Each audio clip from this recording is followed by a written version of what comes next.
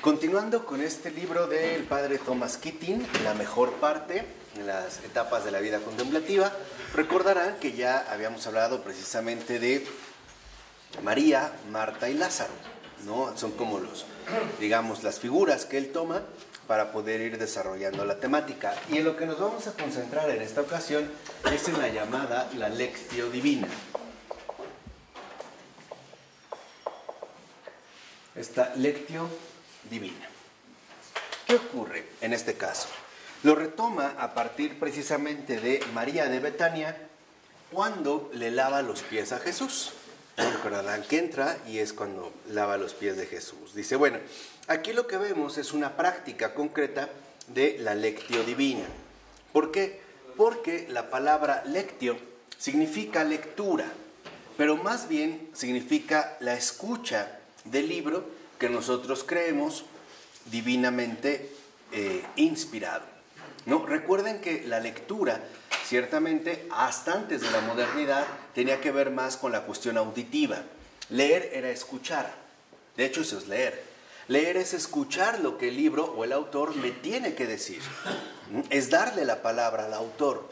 No es una especie de cuestión visual donde yo voy pasando palabras o letras. No, es escuchar el libro. Ahora, si se trata de la Lectio Divina, pues se trata precisamente de escuchar la palabra de Dios, escucharla realmente. Y eso es lo que está haciendo María de Betania con Jesús. Está escuchando la enseñanza de Jesús. Y esto significa que escuchar la enseñanza de Jesús, la palabra de Dios, es conocerle, descubrir lo que piensa, lo que le gusta y lo que no le gusta, ¿no? Y esto también aparece en general en la Escritura. El Señor nos va mostrando, por ejemplo, lo que le gusta, por mencionar la misericordia, y lo que no le gusta, la injusticia. Nos ha transmitido también cómo piensa, por ejemplo, a través de las parábolas de los talentos, cómo paga lo mismo al que trabajó desde la mañana, al que llegó en último término. Y lo vamos conociendo. Dice, y nosotros también, precisamente, estamos llamados a conocer a Dios, conocer a Jesús, a través de esta escucha. Ahora, ¿qué es en este caso, por ejemplo, de la Lectio Divina, conocer? No es una cuestión, la Lectio Divina involucra en un primer momento conocer, pero conocer no significa en este contexto simplemente saber algo de manera intelectual. No es esto el conocer, ¿no? En realidad, conocer significa en este caso desarrollar una relación personal. Esto es conocer a Dios o conocer la palabra de Dios, no es citarla. No es simplemente volverse en un repetidor de la Escritura. Por ejemplo, citando el libro, el versículo, el capítulo, etc. No, conocer significa establecer una relación personal con Dios. Esto es conocer en este contexto concreto. Entonces, cuando nosotros realmente aplicamos la Lectio Divina, es porque estamos estableciendo una relación personal con Dios. Nos estamos acercando a Él y nos estamos, por así decirlo también, familiarizando con Él mismo. Nos está exponiendo lo que le gusta, lo que no le gusta, cómo piensa, cómo evalúa, qué criterios establece, etcétera, etcétera, etcétera. Entonces, por ejemplo, la lectura, en este sentido de escuchar la palabra de la Escritura, es la base y el sostén de todas nuestras maneras de relacionarnos con Dios. ¿Esto qué significa? Que siempre necesitamos el apoyo sólido de la Escritura. Bien es cierto que podemos desarrollar nuestra oración o meditación, pero siempre vamos a necesitar de la Escritura como un apoyo firme y sólido para nuestro propio crecimiento. Ahora, un detalle que es muy importante y que a veces lo solemos pasar por alto, es que esta relación, ¿no? Este establecimiento de una relación personal con Dios, o sea, la Lectio Divina, no puede ser ni estructurada ni controlada, sino que es espontánea. ¿Por qué? Porque se trata de una palabra viva. Quien nos está hablando es la vida misma. Entonces yo no puedo ni estructurar de manera rígida, ni controlar el tipo de relación que yo voy a establecer ahí. Es abrirme, por decirlo así, a la presencia de Dios que busca llegar a mí de esta manera. Entonces, esta relación, por ejemplo, ciertamente, como lo acabamos de mencionar, es, en este sentido, espontánea. Entonces, hay pautas, por ejemplo, en el cual lo mismo que puede ocurrir con dos personas que se van conociendo, podríamos identificar ciertas etapas, ¿no? Una etapa, vamos a decirlo así, preventiva, en la cual ambos, ¿no?, toman sus prevenciones, no hay una total apertura, hay ciertas dificultades de comprensión, hasta que la cercanía va creciendo y entonces se establece una verdadera intimidad. Entonces, estamos llamados a que esta relación personal con Dios se transforme en intimidad.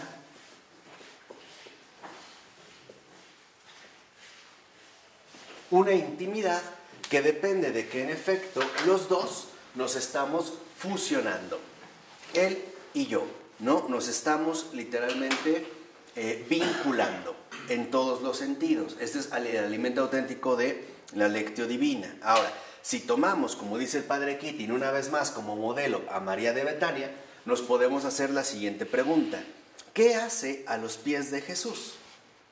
¿Por qué? O sea, ¿por qué está literalmente a los pies de Jesús? Y esta pregunta revela algo importante y es lo siguiente: que toda oración tiene que ver con la revelación de Dios en Jesucristo. Entonces, podemos decir que la Lectio Divina, esta intimidad, ¿no?, que ahorita ya hemos descrito, significa que la oración es conocer la revelación de Dios mismo en Jesucristo. ¿Por qué? Porque es la manera en la que Él mismo ha decidido darse a conocer. Una cosa son las ideas que los hombres han desarrollado acerca de Dios, que pueden ser muy buenas, por ejemplo, no sé, de Platón, ¿no? Hablar de Dios como este bien que está más allá de lo que nosotros podemos, en este caso, intuir o llegar a conocer, ¿no? Hay un más allá, un bien del cual vendría absolutamente todo, pero no es precisamente Dios. O sea, no podemos confundir a Dios con las ideas, interpretaciones o preferencias que cada uno de nosotros puede llegar a establecer. No, conocer a Dios es aceptarle como Él mismo ha decidido, en este caso, manifestarse. ¿Y cómo lo ha decidido?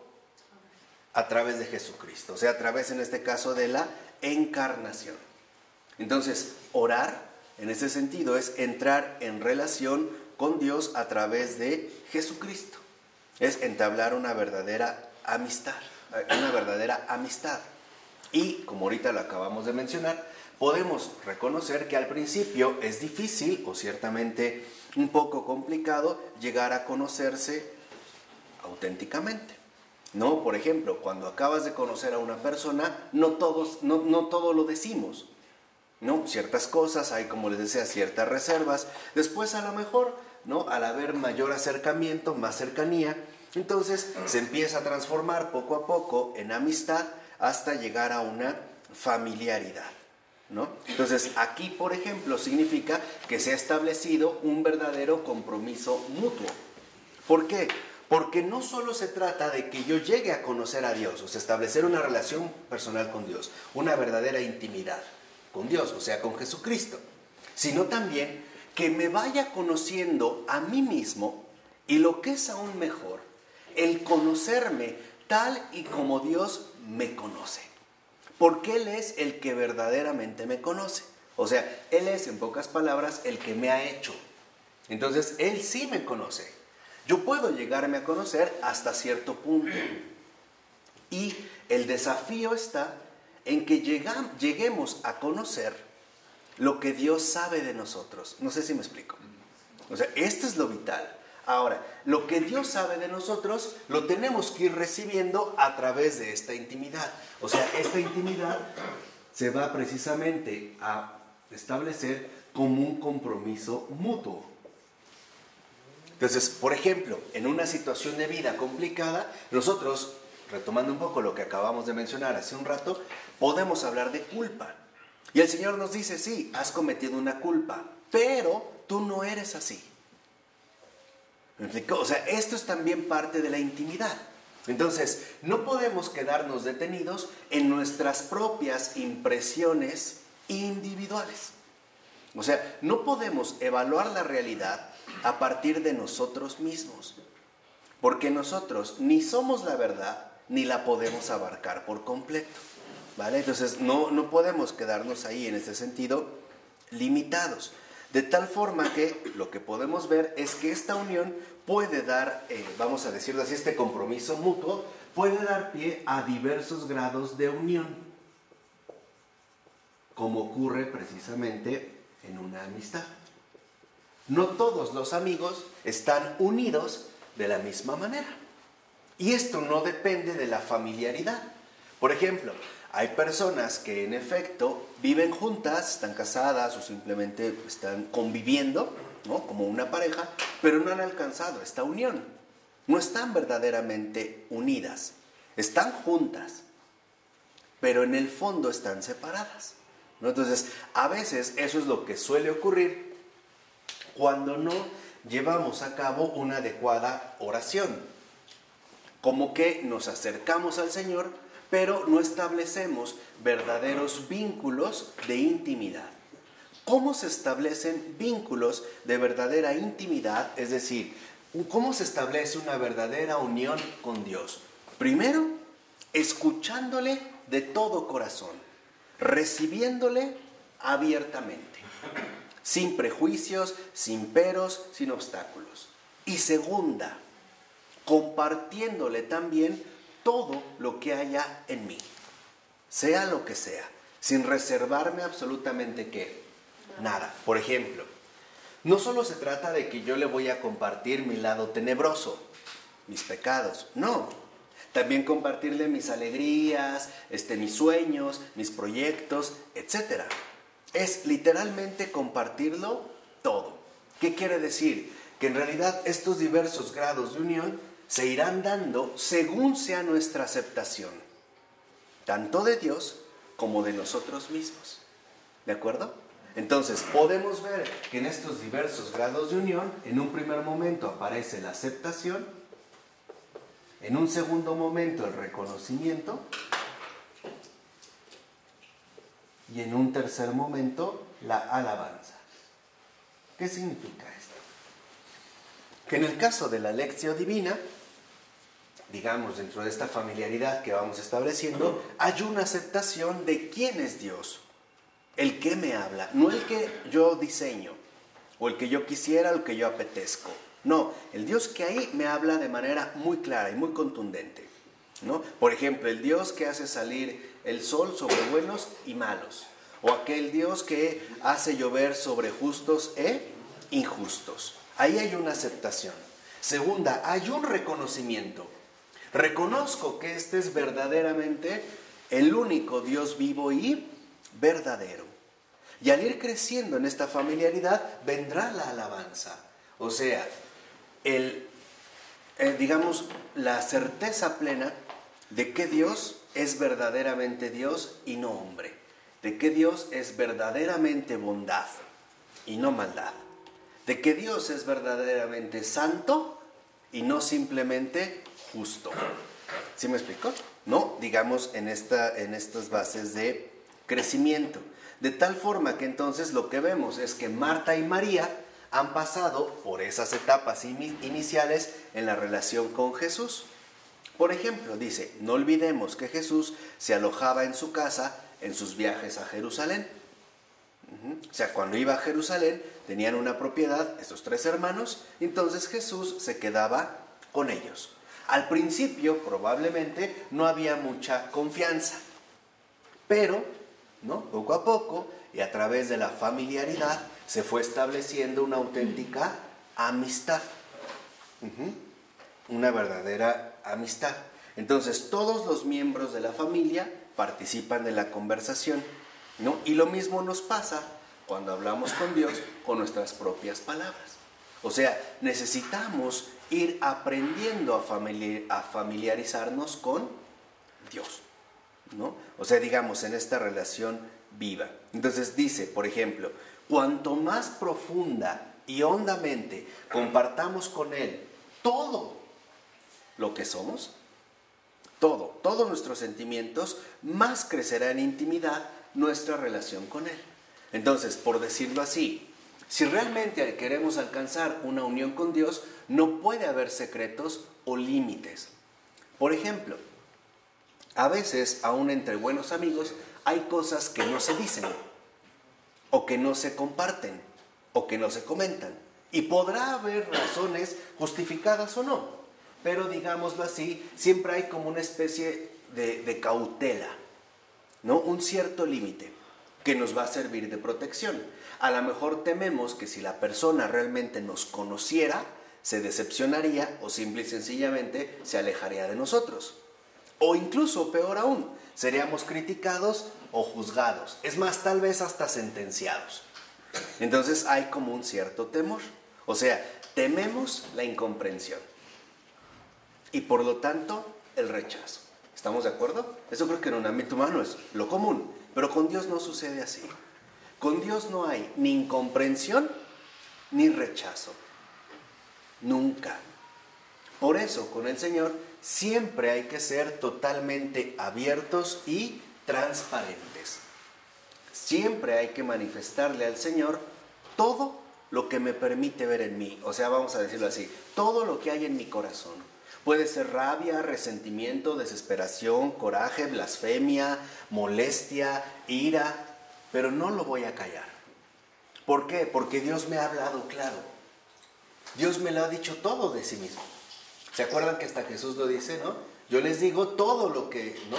O les comparto todo lo que he visto hacer al Padre. Lo que he recibido de mi Padre. Vamos a decirlo así. Dios no se ha guardado ningún secreto. Que no lo comprendamos todo es otra cosa. Pero Él todo lo que nos tenía que decir lo ha dicho. O sea, nos ha abierto completamente su corazón, ¿no? Al grado de que nos lo dijo carnalmente. Nos lo dijo no a través de un discurso, sino a través de una encarnación, de una persona, ¿no? Del personificar todo lo que nos quería decir. Y el resumen de toda la Escritura es muy sencilla. Yo los amo. Eso es lo que nos tenía que decir. Y nos lo dijo de maneras extraordinarias. No se guardó nada. Esto es lo que nosotros también no podemos hacer. Entre nosotros y Dios no puede haber distancias, o cajas fuertes, o puertas cerradas. No sé si han visto que por lo regular luego en la casa, si tenemos visitas, mucha gente cierra las puertas. Bueno, con Dios no hay puertas cerradas. Con Dios es abrirle todo, es más, ventanas, cortinas, o sea, todo. Que no haya nada absolutamente hacia lo cual no le permitamos, en este caso, el acceso. Y esto es nuestro compromiso. O sea, nuestro compromiso con Dios es no negarle nada de lo que somos. Romper los candados. Nada, exactamente. Y si no se rompe el candado, tiramos la puerta, a patadas o a golpes o empujones, pero si el candado está muy fuerte, entonces no me detengo en romper el candado, tiro la puerta de un patadón, ¿no? La tiro porque la tiro. Así me lleven a la cárcel, no importa. ¿Por qué? Porque acuérdense, Dios, de parte de Dios jamás hay ni incomprensión ni rechazo, nunca, nunca. Entonces, si vamos viendo esta dinámica, entendemos en qué consiste la verdadera amistad. ¿Por qué? Porque esta amistad es un compromiso de vida. Entonces, todo ello, esta intimidad, se va a manifestar precisamente como un compromiso de vida. No puede haber reservas en nuestra relación con Dios. No. Es abrirlo todo, ¿no? Darlo todo y también recibirlo todo. Por eso entendemos por qué el Señor decía, ¿no? Bienaventurado aquel que no se escandalice de mí. ¿Qué es esto? Aquel que lo ha sabido recibir todo, aunque no lo comprenda, pero sabe que hay algo bueno. No, este es, digamos, nuestro crecimiento auténtico en una vida de oración. Ahora, también puede ser que en este crecimiento se encuentren momentos de crisis, como sucede cada vez que profundizamos en una determinada relación. Esto es lo normal. Entonces nos podemos llegar a preguntar, ¿será que podré compartir mis problemas y mis dificultades con esta persona? ¿Podré revelarle aquello de lo cual quizá yo mismo me avergüenzo? ¿Podré compartir mis dificultades? ¿Guardará mis secretos? ¿Me podrá comprender? Y más aún, ¿me seguirá queriendo una vez que sepa todo de mí? Son preguntas importantes. O sea, no son preguntas superfluas, ¿no? Dice, ahora, lo primero entonces es tenerlas resueltas antes de comprometernos definitivamente. Y nosotros ya sabemos que en efecto el Señor de antemano ya se ha querido comprometer con todos y cada uno de nosotros de manera total y absoluta. Por ello, no podemos guardarnos nada para nosotros mismos. Llámese un sueño, un anhelo, un deseo, una falta, una culpa, un sacrilegio, una abominación, nada. Saber que en efecto todo lo nuestro es suyo y todo lo suyo es nuestro, ¿no? En esta verdadera comunidad. Entonces, podemos ver que en efecto, a veces en estos momentos de crisis, el Señor nos invita a crecer y a profundizar. Tal vez no nos agrade, pero es lo mejor que podemos recibir. ¿Por qué? Porque a veces nos pide que dediquemos espacios de silencio y soledad en los que Dios se puede hacer presente a nuestras facultades y no solo las superficiales, sino sobre todo a nuestras dos facultades, digamos, más importantes, la intuición y sobre todo la voluntad. A veces, en situaciones críticas de nuestra vida, el Señor no nos pide que comprendamos, nos pide que queramos. ¿Sí me explico? O sea, no se dirige, digamos, a una cuestión intelectual, sino que lo que busca, por ejemplo, en ciertas circunstancias, es la docilidad de nuestra propia voluntad. El decir, hágase, quiero lo que tú quieres, aunque no me gusta. Esto sí, pero se dirigiría entonces a nuestra voluntad, no a nuestro intelecto. Hay situaciones de vida o situaciones concretas en las que el Señor nos ilumina intelectualmente, ¿no? Como que nos queda claro algo fundamental. Pero a veces también nos mueve emocionalmente, ¿no? Nos hace ver que, por ejemplo, el hecho de sentirse mal no significa que ya todo está mal. No, nos invita a crecer. Pero hay ocasiones, son los momentos de crisis, donde el Señor nos invita ante todo a fortalecer la voluntad, a dirigirnos a la voluntad para que ésta no se doble, para que ésta se mantenga en pie, pase lo que pase. Entonces se nos invita en pocas palabras, a través de estos momentos críticos, a que nuestra voluntad no reniegue de su bondad. O sea, a que nuestra voluntad no diga no quiero, sino por el contrario, digamos sí quiero, sin esfuerzos ni de cabeza ni de pecho. Por ejemplo, ni de cabeza, como decía San Pablo de la Cruz, tratando de entender el por qué sucedió, el para qué, no lo veo. Ni de pecho, o sea, tratando como de engañar mis emociones, ¿no? Estando triste, pero tratando de estar contento, ¿no? Simple y sencillamente, a través de un sencillo acto de voluntad, como el de María, que todo se redujo a una palabra, fiat. Fiat, que es la respuesta que le da el ángel después del anuncio, y que se ha traducido como, hágase en mí, según tu palabra, cúmplase en mí, según lo que dices, en pocas palabras, vas. Yo no me opongo. Y lo único que en ese sentido se requiere es, vuelvo a repetir, la voluntad. Entonces, el Señor lo que lleva a cabo es un desplazamiento de nuestro propio centro personal hacia otro más profundo. O sea, nos hace ver que a veces nuestra conciencia psicológica habitual no es suficiente para crecer, sino que tenemos que ir más allá hacia nuestras facultades espirituales. Y por lo tanto, resurgir o emerger, en ese sentido es una emergencia, emerger con nuestra verdadera potencialidad. O sea, es como si el Señor nos dijera, a ver, no te quedes en tu modo de pensar habitual, tan gris, tan pesimista, tan amargo, tan seco, pero también tan falso y tan innecesario.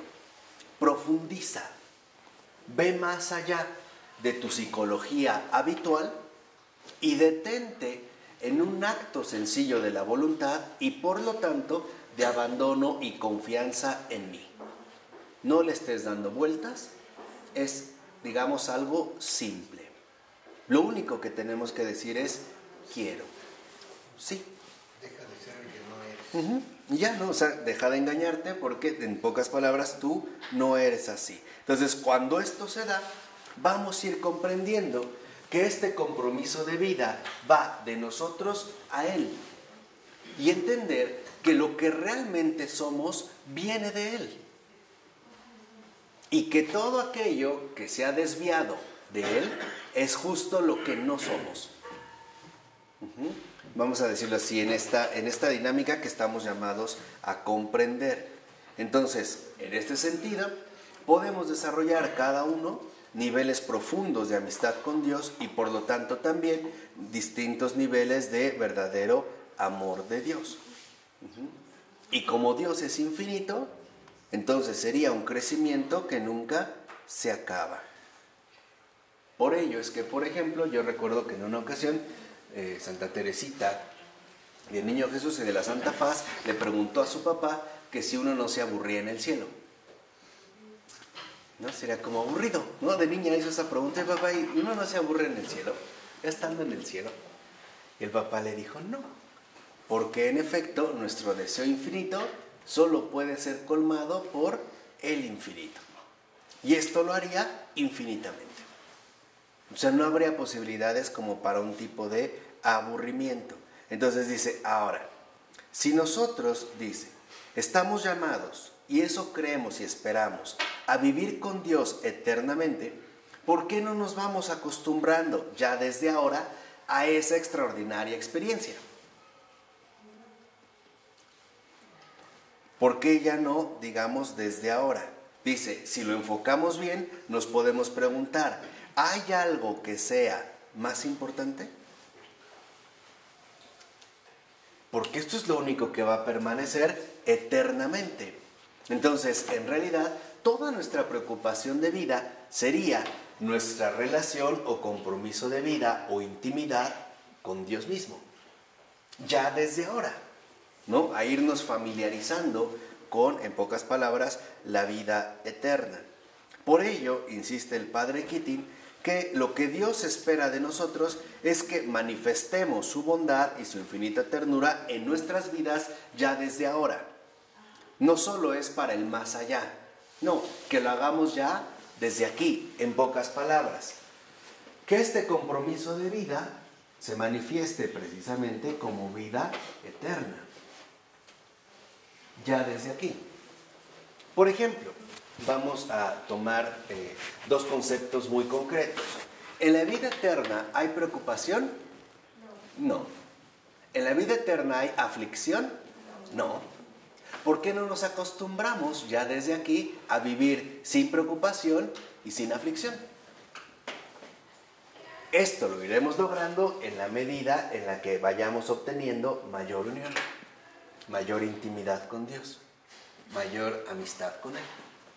Hasta que llegue un momento en el que en efecto nada nos turbe ni nada nos espante, ¿no? Como decía la Virgen María, ¿no? O sea, hasta que realmente estemos más allá de nuestro modo habitual de vivir y todo se traduzca en una confianza plena y en una entrega absoluta, ¿no? Hasta que... A pesar de que aquí hay dolor, sí, claro, claro. Muerte. De tal manera que entonces podemos ya intuir uno de los más grandes frutos que podemos obtener de este entrenamiento o familiaridad con la vida eterna, y es la paz. El vivir en paz, con una paz que el mundo no conoce. Una paz que va más allá de nuestras propias facultades psicológicas, emocionales e incluso de nuestras propias potencialidades espirituales. Simplemente vivir en esta eterna paz, ¿no? En el estar, vamos a decirlo así, plenamente en los brazos del Padre. Por eso dice que no podemos reducir la tradición cristiana a un manojo de verdades y de ritos. No, la tradición cristiana es la experiencia de Cristo vivo. Esa es la tradición cristiana. No es únicamente, ¿no?, como la conservación de ciertos ritos que se van más o menos puliendo y de ciertos escritos que se van releyendo. No, la tradición cristiana es una experiencia de Cristo vivo, o sea, una experiencia de vida eterna, que se ha revelado en la Escritura, que actúa en los sacramentos, que se renueva en cada oración y que está presente de manera especial en los principales acontecimientos de nuestra vida. ¿Vale? Este sería, digamos, como el orden que estamos llamados a recorrer cada uno. De tal forma que entonces, si nosotros realmente estamos abiertos y disponibles para que su presencia domine en mí, entonces toda nuestra vida se va a transformar.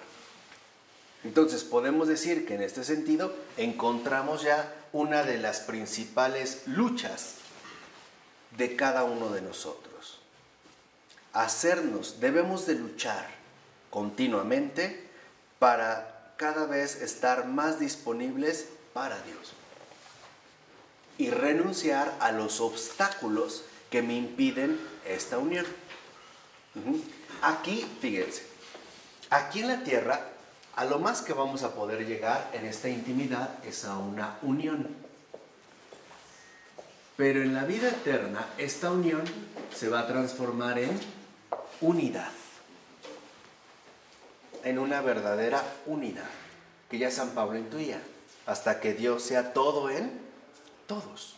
Aquí alcanzamos unión, pero realmente lo que anhelamos no solo es una unión, lo que anhelamos realmente es una unidad. Y esta unidad se llama comunidad, o sea, la vida trinitaria. Este es el llamado. Es una verdadera unidad, ¿no?, tan plena, tan auténtica, que a pesar de que son tres, no dejan de ser uno. Es esta la unidad a la que estamos llamados. Entonces aquí debemos de trabajar ya en esta unión precisamente para que evitemos todos los obstáculos que nos impiden crecer en esta intimidad. Pueden ser obstáculos psicológicos, ideas equivocadas, por ejemplo, es que Dios ya no me quiere, Dios me ha abandonado, no lo merezco, toda mi vida he sido un miserable, bla, bla, bla, bla. O pueden ser también obstáculos emocionales, por ejemplo, el que nos dejemos atrapar por emociones destructivas y dañinas. O pueden ser obstáculos intelectuales, ¿no?, las convicciones que nosotros, por ejemplo, hayamos ido desarrollando. No, se trata de ir superando todos estos obstáculos para que en efecto entendamos que el Evangelio, no solo es una invitación a ser mejores, no es una simple religión. Cualquier religión sí nos propone ser mejores, pero el Evangelio, Cristo, la Iglesia, no solo nos invita a ser mejores, nos invita a hacernos divinos. Dicho de otra manera, el cristianismo en este sentido es la invitación a compartir la vida interior de la Trinidad. Entonces, esta comunidad, ya desde aquí, en esta intimidad, es una invitación a compartir la vida divina de la Trinidad.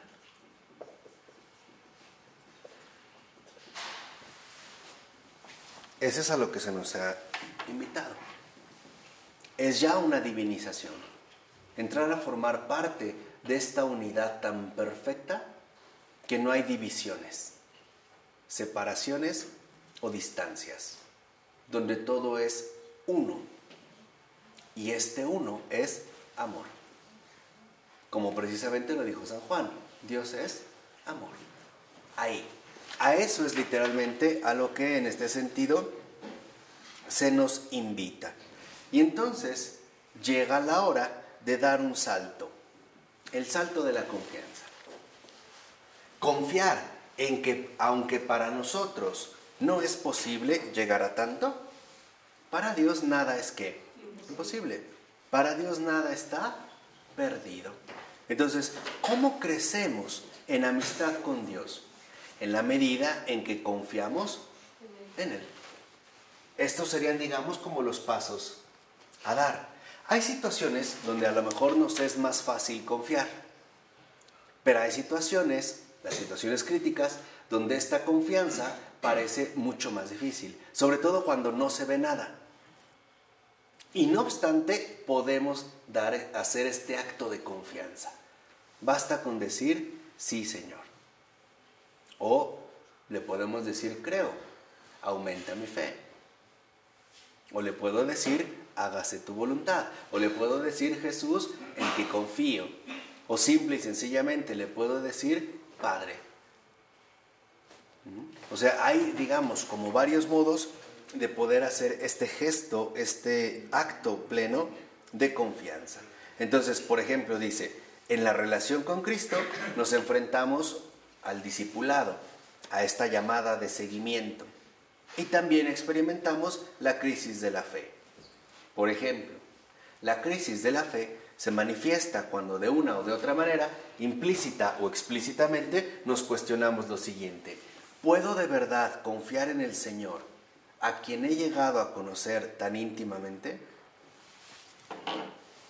¿Por qué? ¿Por qué nos planteamos esta pregunta? Porque definitivamente nos hemos visto defraudados por mucha gente.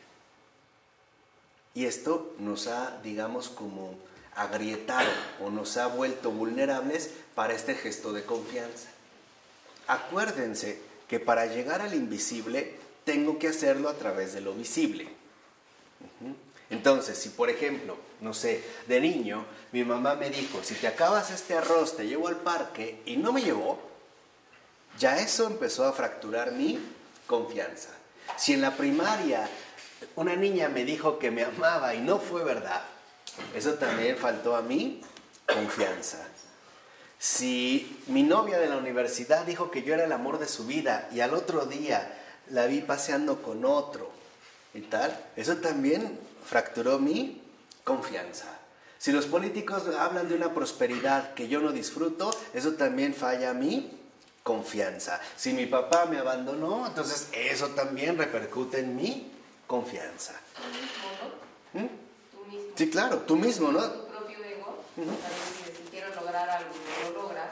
Claro, no soy capaz o cosas por el estilo. Entonces, es esto de lo que, estos son los obstáculos que tenemos que aprender a superar. En pocas palabras, cuando la pasamos mal, es una invitación a no quedarnos ahí, a darnos cuenta que nuestros hábitos adquiridos, porque son adquiridos, no son precisamente lo mejor que podemos adoptar. Y por ello, precisamente, la Escritura, la Lectio Divina, nos propone criterios para la vida eterna.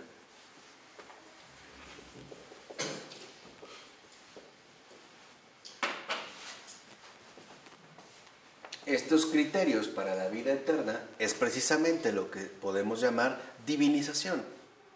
Nos va a enseñar precisamente a pensar como Dios piensa, a sentir como Dios siente, a amar como Dios ama, perdonar como Dios perdona, hablar como Dios habla, etcétera, etcétera, etcétera. Son estos criterios que en efecto se nos empiezan a dar. Entonces, aquí, por ejemplo, también debemos cuestionarnos si realmente queremos esto que se nos ofrece o no. Por ejemplo, ¿por qué ante una situación difícil de la vida, por qué nuestros pensamientos son como tan hirientes? La ira. La ira, el enojo. La ira, el enojo, Ego. el ego. Pero si lo pensamos bien, no es normal. Porque ya la estamos pasando suficientemente mal como para todavía, ¿no?, lanzar estos pensamientos tan cargados como de amargura, ¿no?, de veneno. Esto es precisamente los obstáculos que nos impiden experimentar esta paz. Porque la paz de Dios no es una mera expresión. La paz de Dios es una experiencia. Esa es la paz. Porque también está en nuestra naturaleza los sentimientos. Y sin Dios, si no te abres a la gracia de Dios, pues acaba la cosa. Claro. ¿No? Claro. Pero está, sí, en nuestra naturaleza, pero no original. En nuestra naturaleza pecadora, exactamente. No es normal. O sea, por ejemplo, no sé, una persona le detectan cáncer y lo primero es me voy a morir. ¿No? En lugar de, oye, ¿qué alternativas tendré? No, o sea, de antemano es me voy a morir. Mi hijo no ha llegado a la casa y no me ha hablado, ¿qué le pasó? ¿Habrá chocado? ¿Lo agarró la patrulla? ¿Lo secuestraron? O sea, veamos cómo nuestra reacción siempre es como tétrica, ¿no? O sea, literalmente es tétrica. Entonces, estos son los obstáculos que nos impiden acceder a esta experiencia de paz que el Señor nos quiere compartir a cada uno de nosotros. Por eso, dice el Padre Keating, que aquí lo importante es lo siguiente. La pregunta clave es esta: ¿confío en Dios lo suficiente o no? ¿Confío realmente en Dios o no? De esta confianza dependerá la misión que yo realice. De esta confianza. No hay confianza, no hay misión. Porque no se puede dar. Porque la misión no depende de mí. Depende de la confianza que tengo en Dios para que Él la lleve a cabo a pesar de mí. A pesar de mí. Sabe que conmigo cuenta, pero que de cierta manera fallo, ¿no? Y no obstante, confío en que yo no voy a ser un obstáculo, que Él puede, ¿no? Y que yo quiero también que Él haga, ¿no?, su misión, manifestar su amor a todo el mundo, a todas las personas, incluso a pesar de mí. Esta es la auténtica misión. Vamos a decirlo así: la esencia de toda misión depende de la confianza que tenemos en Dios. Ese es como el criterio. No de nuestras habilidades, aptitudes e incluso dones o gracias recibidas. Depende realmente de la confianza en Dios. Está puesta literalmente en Él. De tal forma que entonces esta experiencia de paz, estos criterios para la vida eterna, se pueden resumir en una palabra: servicio.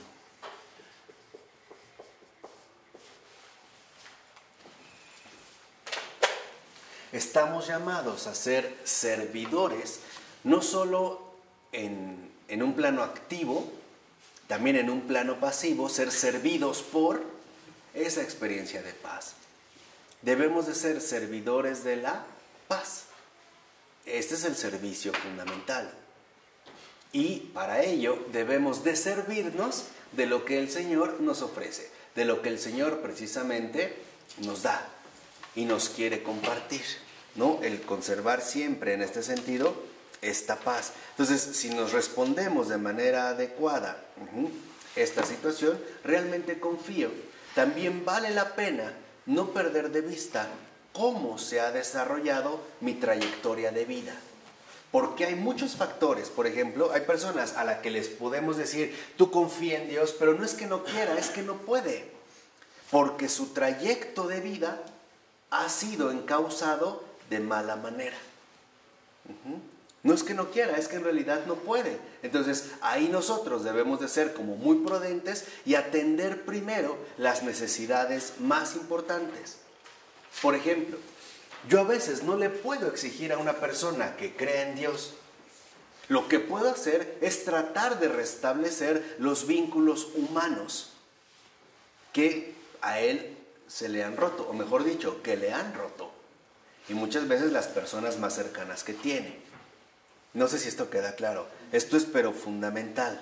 Por ejemplo, no podemos realmente llevar una vida de oración, de intimidad, si por ejemplo, ¿no?, desde pequeños hemos interiorizado una idea negativa de Dios.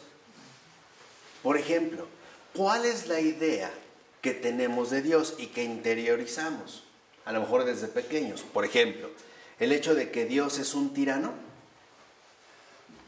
de que Dios es un déspota que exige obediencia inmediata, o un juez que está dispuesto siempre a dictar una sentencia de culpabilidad y condena sobre mí, o es un policía siempre vigilándome para tratar de cacharme en el más mínimo error y otra vez condenarme por algo así.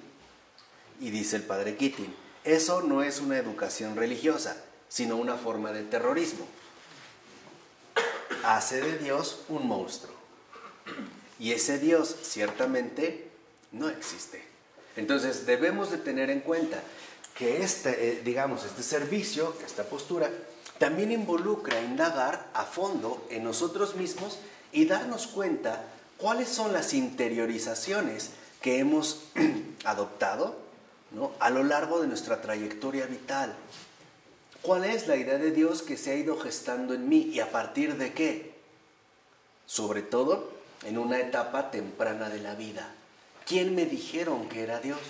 Por ejemplo, a veces es muy frecuente esta idea interiorizada del Dios castigador. ¿Por qué? Por actos tan sencillos como los siguientes. Era niño, tenía sed, agarré agua y entonces me dijeron, no agarres esa agua, Dios te va a castigar. ¿Y la interioricé? ¿En serio? Pues a mí me lo dijeron, ¿no? Yo era un niño, se supone que los adultos saben lo que dicen. Se supone. Entonces yo interioricé esta idea de que Dios es un castigador. O de que Dios lo ve todo y te va a castigar. O sea, es algo así como una especie de metiche. Que a veces es lo que nos gustaría hacer a nosotros, ¿no? Estar en todo, verlo todo, ¿no? Estar siempre controlando todo.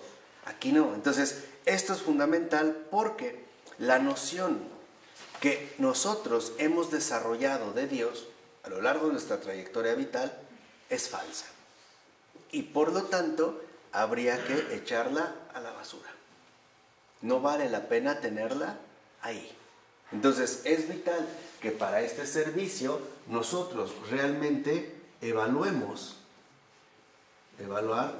nuestras propias interiorizaciones.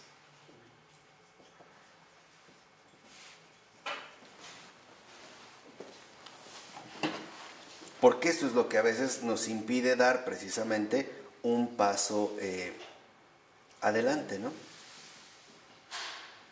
Y dice, incluso esta interiorización, como nos ha marcado tanto o se ha ido tan adentro de nosotros, cuando empezamos a pensar en Él o en algo que tiene que ver con Él, lo hacemos a partir de esta falsa noción. Y dice, por ejemplo, entonces, estas interiorizaciones que son como una grabación, ¿no?, que se vuelve a activar cada vez que tiene que ver algo con Dios, me puede decir algo como lo siguiente: ¿estás seguro de que puedes fiarte de un Dios tan peligroso? ¿Realmente puedes confiar en un Dios tan malo? ¿Realmente puedes confiar en este Dios tan cruel?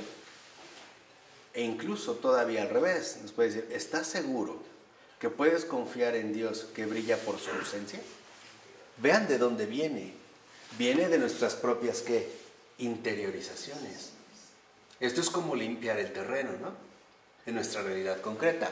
Esto es también lo que en la vida de oración se va, en ese sentido, alcanzando. Por eso dice el padre Keating, no podemos tener una relación profunda, auténtica y genuina con Dios si le tenemos miedo. A Dios no se le teme, nunca. Porque aquí confundimos algo. El temor de Dios es un término muy preciso que aparece en las Escrituras. Temor de Dios no significa miedo. temor de Dios significa cultivar la correcta relación con Dios. Eso es el temor de Dios, como aparece en la Escritura. No es en este sentido miedo, ¿no? Esto proviene de la influencia psicológica de nuestra cultura moderna. Empezamos a asociar temor con miedo. Dice, a ver, ¿cuáles son tus temores? O sea, ¿cuáles son tus miedos? No, en la Escritura, temor de Dios es mantener, cultivar la correcta relación con Dios. ¿Y cuál es esta correcta relación? La confianza. Toda la Escritura, toda, desde el principio hasta el final, es una gran invitación a la confianza en Dios, al temor de Dios, o sea, a tener una correcta relación con Él. Y la verdadera relación, y la verdadera y auténtica relación con Él es la confianza, no el temor. Perdón, no en este caso el miedo. No, esto es parte, digamos, como de nuestros desvíos psicologistas que hoy solemos nosotros mantener. Entonces, vale la pena retener ello que acabamos de mencionar en el caso de la Lectio Divina, porque si lo ven, son muchas las cosas que el Señor nos ofrece, pero que a veces nosotros mismos no estamos en condiciones de recibir. Y hay que valorar estas situaciones. Por ejemplo, ¿por qué me preocupo tanto ante las circunstancias problemáticas de la vida? ¿Por qué me angustio tanto por mi pasado o por mi futuro? ¿Por qué tiendo a ser tan duro conmigo? ¿O por qué también he desarrollado tanta inseguridad al momento de querer llevar algo a cabo? ¿Por qué me desanimo tan fácilmente? ¿Por qué me impaciento? Todo esto proviene de interiorizaciones que nosotros realizamos a lo largo del camino, pero que literalmente para la auténtica relación con Dios no nos sirven para nada. Y yo creo que este es el momento importante para tirar esa basura. Para eso también está la Cuaresma, para tirar esa basura. Dejar a un lado todo aquello que me obstaculiza la relación con Dios y por lo tanto el mantener una auténtica relación, confianza de Él. Yo creo que va con Él. Yo creo que vale la pena en esta Cuaresma pedirle al Señor que nos quite la basura, para que cuando llegue el Tríodo Pascual se imprima en mi corazón. Y nos va a doler porque nos hemos convertido en auténticos acumuladores, ¿no? No nos sirve para nada, pero ahí lo queremos tener, ¿no? Pero aquí es otra cosa. Pidámosle al Señor realmente que nos quite toda esta basura, y la manera de hacerlo es a través de la Lectio Divina. Por cierto, el éxito, por utilizar una palabra familiar, el éxito de la oración no depende de lo que podamos experimentar en la oración, visiones, locuciones, revelaciones, no. El éxito de la oración depende de la perseverancia, de hacerla diariamente, aunque no pase nada, aunque no sienta nada. Literalmente, si ustedes quieren crecer espiritualmente, lo único que necesitan es hacer acto de presencia. Como una persona que hace acto de presencia, no habla, no dice, no hace nada, pero ahí está. Si se hace así la oración, de verdad, verán grandes milagros en sus vidas. ¿De acuerdo? Vamos a dejar esto. En nombre del Padre, del Hijo y del Espíritu Santo. Amén.